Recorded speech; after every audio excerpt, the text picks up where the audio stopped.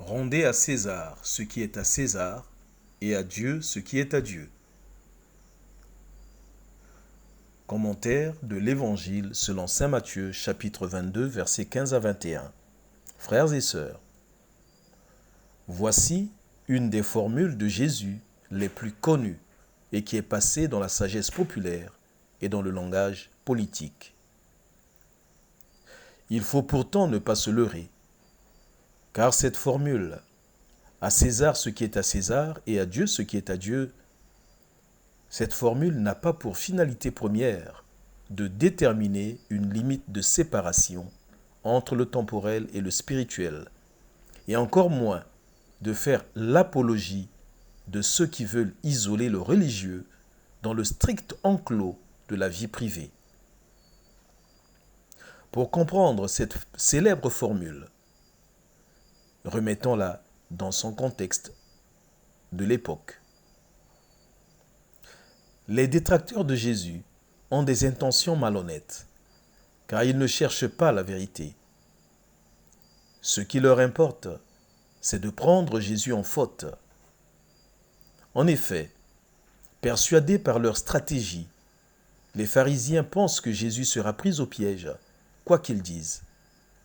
Dans leur esprit, si Jésus leur répond qu'il faut payer l'impôt à César, il se fait le collaborateur de l'occupant romain et il est infidèle à la loi juive. S'il répond qu'il ne faut pas payer l'impôt, les pharisiens pourront le dénoncer aux autorités romaines pour rébellion.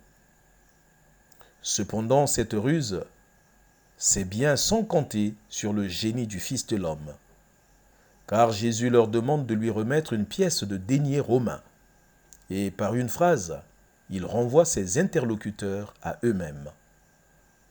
Ceux-ci découvrent leur propre incohérence et demeurent muets.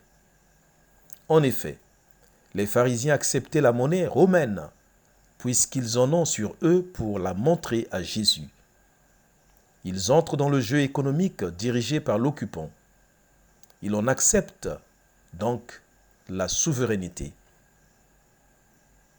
Il est donc logique qu'ils acceptent toutes les règles du jeu économique, notamment l'impôt. Remarquons que Jésus ne se contente pas de les renvoyer devant leurs propres responsabilités. Il fait réfléchir ses interlocuteurs sur la profondeur spirituelle de sa réponse. En effet, s'il faut rendre à César ce qui porte l'image de César, que doit-on rendre à Dieu? Eh bien, c'est l'homme, car l'homme a été créé à l'image de Dieu. En d'autres termes, si l'argent qui porte la marque de l'autorité politique retourne légitimement vers cette autorité en payant l'impôt, combien de fois la personne humaine qui est marquée dès l'origine par l'image de Dieu devra retourner vers son Créateur? Dès cette terre, l'homme est appelé à vivre en communion avec Dieu. Quelle résolution? Gardez présent à l'esprit que je porte l'image de Dieu. Notre prière. Seigneur, enlève en moi l'esprit de malice. Donne-moi la sagesse pour te servir en vérité. Quelles conséquences? Je suis homme. Je suis créé à l'image de Dieu. Je dois retourner à Dieu. Pluie de bénédictions. Tout pour la gloire de Dieu.